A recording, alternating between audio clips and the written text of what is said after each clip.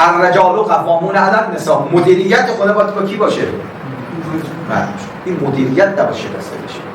وقتی اومدم تقاضای ملاقات کردن با بیبی پس قبول نکرد، ولی اگر من باشم و حق شخصی نه.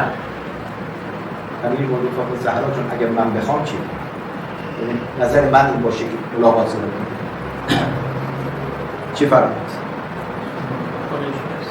علی جان البیت بیتک و انا امتک. باید جایگاه امام، جایگاه پدر تو خونه چی بشه؟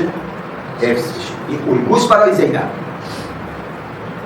که زن رفتارش نسبت به مرد این باشه. علی جان البیتو و انا امتک، من کنیز تو هستم، ففعل ما شئت، هر چه دلت میخواد انجام. این سیره است یا نه؟ این الگودهیه.